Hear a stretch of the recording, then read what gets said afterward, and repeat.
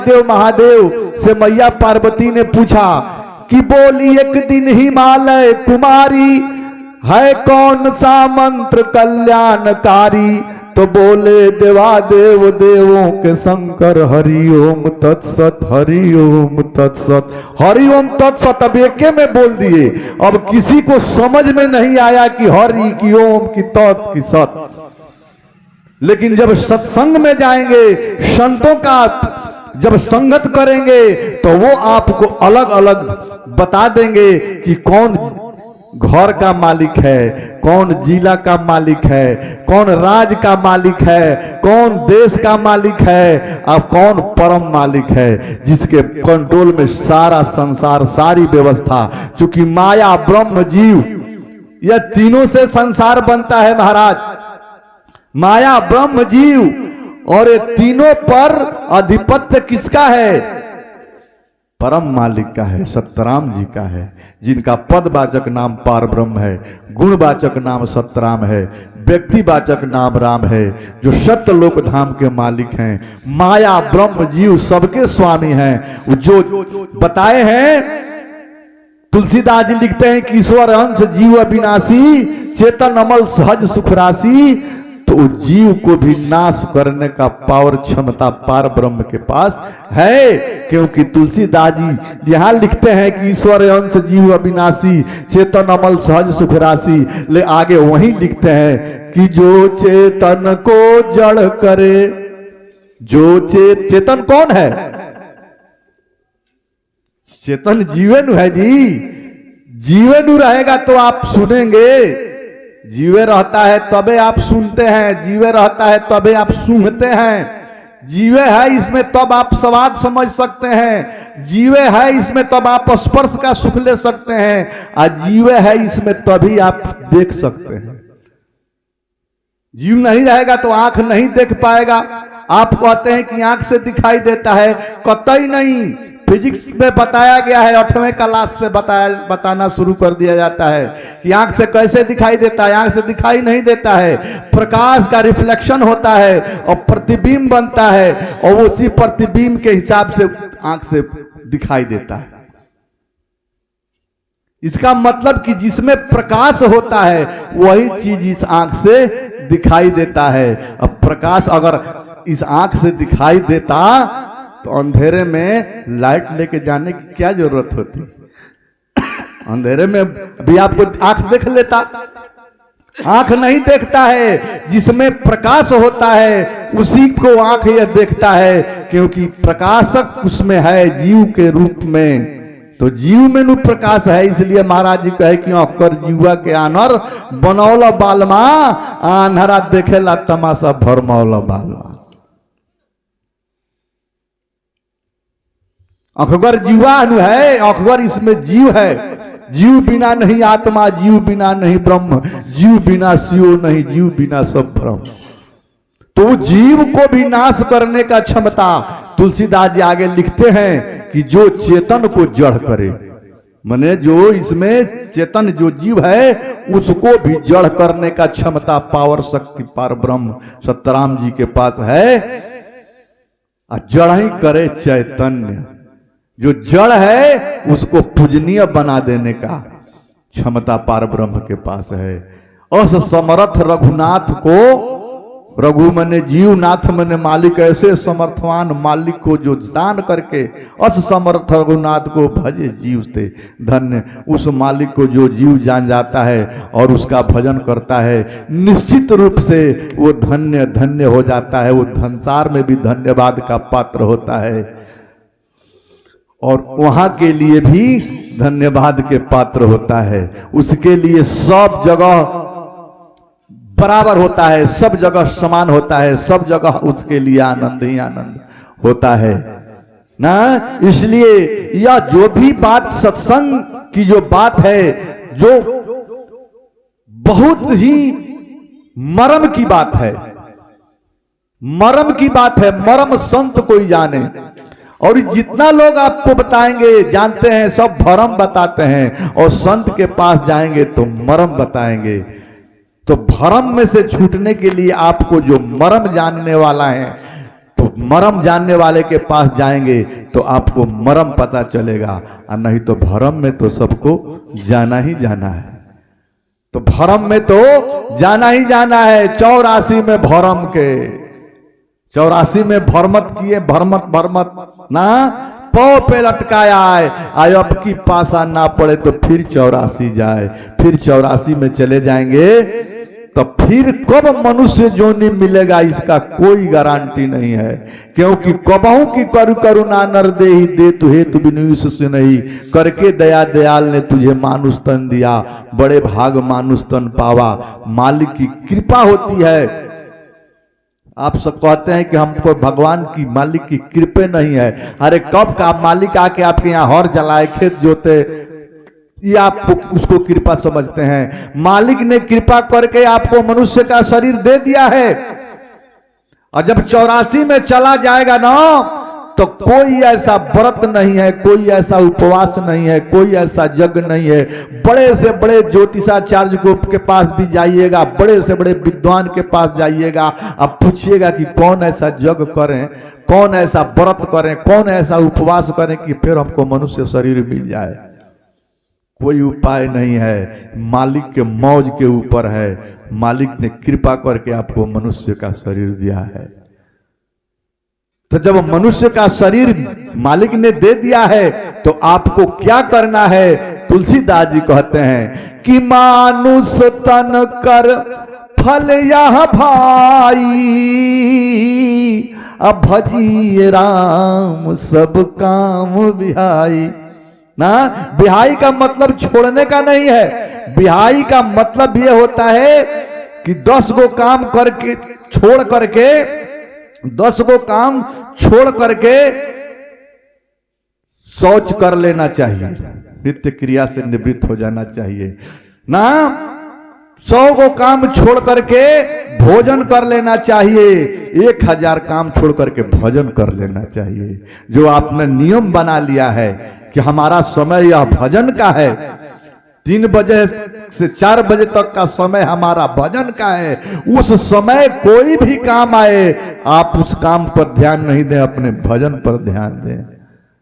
क्योंकि आप निकाले हैं, आप मालिक से अंदर ही अंदर कहे हैं कि हम 3 बजे से 4 बजे तक भजन करेंगे ना। तो आपका जब नियम पक्का होगा तो महाराज जी कहे कि नेम जगावत प्रेम को, जब नियम सही हो जाएगा महाराज तो प्रेम आप ऑटोमेटिक आपको जो है मालिक में लग जाएगा। नेम जगावत प्रेम को, अप्रेम जगावत जीव, अजीव जगावत सूरत को, तो सूरत मिलावत पीव। सूरत का नु खेल है जी, सूरत का खेल है। जाकी सूरत लगी है जहां, कहे कबीर सो पहुंचे तहवा। भले आप यहां बैठे हैं और अगर आपका ख्याल दूसरे जगह है तो यहां हो करके भी आप यहां नहीं है। आप वहां यहां हो करके भी आप यहां नहीं है, और कोई दूसरा कोई अपने घर पर है और वहां से इस बात को सुन रहा है या ध्यान दे रहा है तो वहां हो करके यहां है। तो सूरत आपको सही करना है।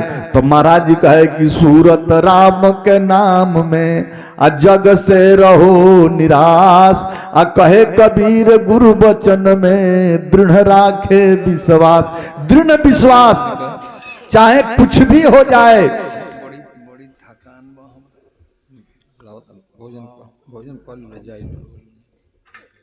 चाहे कोई भी मुसीबत क्यों ना आ जाए, लेकिन अपने नियम से टस मस नहीं होने का जब प्रण ले लेंगे सही से, आप उसको निर्वाह करेंगे सही से, निश्चित रूप से आपके जीव का कल्याण होगा और निश्चित रूप से आप शत्रुघ्न के कृपा पात्र बनेंगे। निश्चित रूप से आप उस मालिक के कृपा के पात्र होंगे और निश्चित रूप से वो आपका खोज कर लेगा कि हमारा वो जीव जो है राम नाम जपता है। जैसे प्रहलाद जी को खोज लिया महाराज, और जब कष्ट प्रहलाद जी पर आने लगा तो कौन बचा रहा था?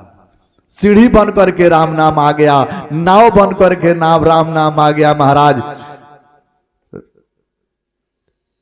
हर क्षेत्र में जहां भी आपको जरूरत पड़ेगी, किसी भी कठिन से कठिन स्थिति में राम नाम आपको सहायता करने के लिए हर हमेशा के लिए तैयारी है। लेकिन हम लोग राम नाम का कृपा पाना ही नहीं चाहते हैं।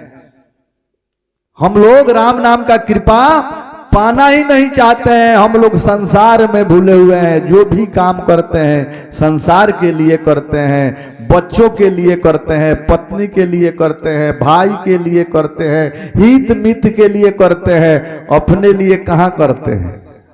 अपने लिए करने का मतलब कि जीव के लिए क्या करते हैं? जो भी भोजन करते हैं महाराज, मेवा मिष्ठान खाते हैं, उससे शरीर बलवान होता है। शरीर बलवान होता है आकि जीव बलवान होता है। तो जीव के लिए आप क्या करते हैं? जब जानते हैं कि जीव नहीं रहेगा तो इस शरीर का कोई वैल्यू नहीं है, फिर भी आप जीव के लिए कुछ नहीं करते हैं, शरीर के लिए करते हैं। साबुन लगाते हैं, सेंट लगाते हैं, तेल लगाते हैं, कपड़ा पहनते हैं, शरीर को उससे फायदा है, जीव को फायदा नहीं है। जीव को फायदा तब होगा जब यह जीव राम नाम जपेगा, तब जीव हष्ट पुष्ट होगा, इसको आत्मबल होगा, मालिक में इसको दृढ़ता बढ़ेगी।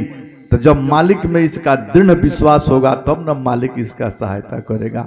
जब यह जितना राम नाम जपेगा जीव उतना निर्मल होते जाता है। भगवान राम ने कहा कि निर्मल मन जन सो मोहि पावा, मोहि कपट छल छिद्र न भावा। तो इस ये कभी सुना है ना कि भूमि परत ढाबर पानी, जिमी जीव माया लपटानी। ऊपर से जो बूंद आता है बहुत स्वच्छ आता है और नीचे आकर के क्या हो जाता है? मटमैला हो जाता है। जैसे जमीन पर पड़ा तो मटमैला, वहां से जीव बहुत सुंदर अपने जैसा मालिक ने बना करके भेजा और यहां आकर के क्या हो गया? तो विषयी हो गया। विषय के सुख को भोगने के लिए ना महाराज जी कहे कि ज्योति के दुनिया सगरो बनौला, जोनी के कैल तमाशा, आ नारी पुरुष के रूप बना के थोड़ विषय सुख आशा। विषय का सुख उसमें दे दिया। अभी विषय के सुख पावे खतरा, विषयानंदी हो गया है।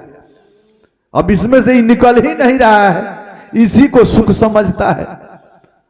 तो जब तक इसको पकड़े रहेगा तो मालिक नहीं मिल सकते हैं। इसको छोड़ करके इसको त्यागना होगा। अब त्यागने के लिए घर थोड़े त्यागना होगा। लोग कुछ भी समझ लेते हैं महाराज, घर नहीं त्यागना है, इस अपने घर में रहना है। जीव को चूंकि यह तन अब रहे ना कोई, अब ब्रह्म और जीव रहे अब कोई। तो मन और जीव जो है इसमें रहता है। तो मन जो है वो विषयी है, जीव के चाहना से मन कराता है। मन शक्ति है, पावर है। तो जो जीव चाहना करता है वो मन कराता है। इसलिए महाराज जी भी कहे कि तन का चालक मन है जानो, मन को जीव चलावे। जीव चाह बस मन इंद्रिय से नाना कर्म करावे, तोरा मन दर्पण कहलावे। ये मन जो है दर्पण है। ये मन जो है क्या है? दर्पण है। और दर्पण में जैसा आप चेहरा बना करके जाएंगे तो वैसा ही चेहरा आपको दिखाया जाए। महाराज जी कहते थे कि मन है कामी तो जीव है कामी। अगर मन विषय की ओर ले जा रहा है, इसका मतलब जीव विषय की चाहना करता है। तो चाहे करण करावे सोई, जो ही चाहेगा वो मन करा देगा महाराज। तो जीव को चाहना ही नहीं करना है। जीव का चाहना मालिक का हो, उसका ख्याल सूरत मालिक में हो, तो निश्चित रूप तब नु यह निर्मल हुआ और तब नु मालिक का कल्याण का लेने का पात्र बनेगा। ऐसे कहने से, जपने से, आप कुछ भी करने से नहीं हो सकता है। जब तक अपने आप को पहचानेंगे नहीं, निर्मल नहीं रहेंगे, ये संसार के तिगड़म को नहीं समझेंगे, तब तक मालिक को कहां पा सकते हैं। कोई कितना भी धनी हो सकता है, कोई कितना बलवान हो सकता है, धनवान हो सकता है, रूपवान हो सकता है, सब कुछ हो सकता है, लेकिन मालिक का कृपा पात्र होने के लिए न धनवान की जरूरत है, न बलवान की जरूरत है, न रूपवान की जरूरत है, न बड़े कुल खानदान की जरूरत है। खुशी किसी की जरूरत नहीं है। हनुमान जी जब लंका में गए, विभीषण जी से मुलाकात हुई महाराज, विभीषण जी ने पूछा कि हमारे जैसे तमोगुणी पर भगवान की कृपा होगी क्या? भगवान की कृपा हो सकती है, राम जी की कृपा हो सकती है? तो हनुमान जी ने कहा कि हम कौन से उत्तम कुल में हमारा जन्म हुआ ना, राम राम, हमारा कौन, आप तो हमसे बहुत अच्छे कुल में जन्म हुआ, आप तो पुलस्त ऋषि के नाती हैं महाराज, विशेषरवा के पुत्र हैं ना, हम तो बानर जाति में, बानर कुल में हमारा जन्म हुआ है। ऐसा भागा हूं कि प्रात ले जो नाम हमारा, अतई दिन ताही न मिले आहारा। बंदर का नाम लोग सुबह सुबह नहीं रखते हैं कि वो 3-3 बार उसको भोजन नहीं मिलता है। तो हमारे ऐसा कैसा कौन खराब हो सकता है ना, लेकिन हमारे ऊपर भी प्रभु की कृपा हो गई ना। तो आप तो राम राम, तो हम, आप तो हमसे बहुत अच्छे हैं महाराज। क्यों क्यों हनुमान जी पर कृपा हो गई? अब तो सुमरी पवन सुत पावन नाम, उस पावन नाम को हनुमान जी भूलते ही नहीं है। सुमरी पवन सुत पावन नाम, आय अपने बस कर राखे राम। महाराज जी कहे कि नामी जो है वो नाम के अधीन है, नामी जो है वो नाम के अधीन है, और नाम जो है वो गुरु के अधीन है।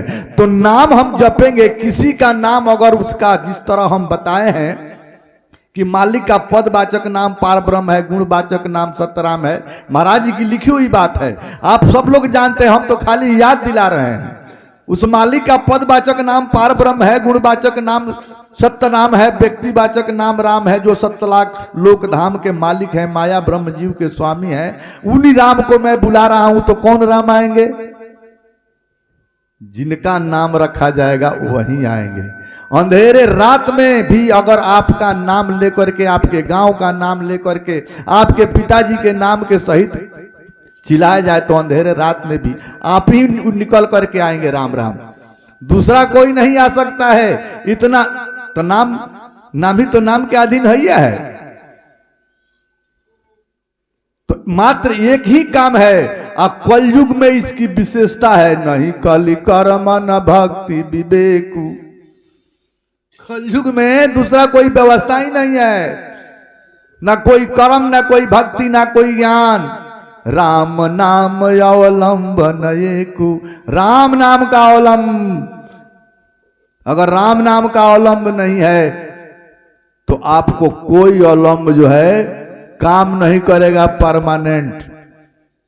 राम नाम का अवलंब नहीं है तो कोई अवलंब परमानेंट काम नहीं करेगा। जब भी परमानेंट काम करने वाला जो है अवलंब रामे नाम है। ठोकरे खाई बहुत, बिंदु जी ने लिखा कि साथी अगर साथ दे तो गंगा के जल बिंदु पान तक। साथी जो अगर है तो जब उसका अंतिम समय आएगा तो कहेगा कि हमारा ये बहुत बढ़िया मित्र हैं, हम लोग साथ में रहते थे, हर जगह साथ में जाते थे, अब इनका अंतिम घड़ी आ गया है, अब हम सोचते हैं कि इनको गंगा जल अपने तरफ से तुलसी जी का पत्ता डाल करके पिला दें। मित्र का फर्ज खत्म हो गया महाराज। साथी अगर साथ दे तो गंगा के जल बिंदु पान तक, अर्धांगनी बढ़ेगी तो केवल मकान तक। पत्नी कहां तक जाएगी? घर के दरवाजा तक आकर के रुक जाएगी महाराज, उसकी मर्यादा वहीं समाप्त हो जाती है।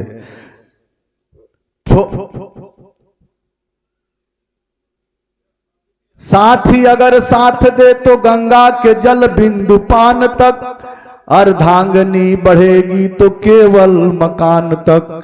परिवार के सब लोग चलेंगे तो केवल मसान तक। अब बेटा भी अगर हक निभाएगा तो केवल अग्निदान तक। इसके बाद क्या है? इसके तो बाद राम नाम ही है साथी, बिना राम नाम का अकेला रहेगा। रे मन ये 2 दिन का मेला रहेगा, कायम न जग का झमेला रहेगा। राम नाम आप जितना जपे हैं नू, वही आपकी पूंजी है, वही देखा जाता है कि आप कितना राम नाम जपे हैं। तो विशेष तो हम नहीं कहेंगे, एक बार राम नाम का वहीं जाप कर लिया जाए और हम अपने वाणी को विराम देते हैं। सतगुरु की जय जय।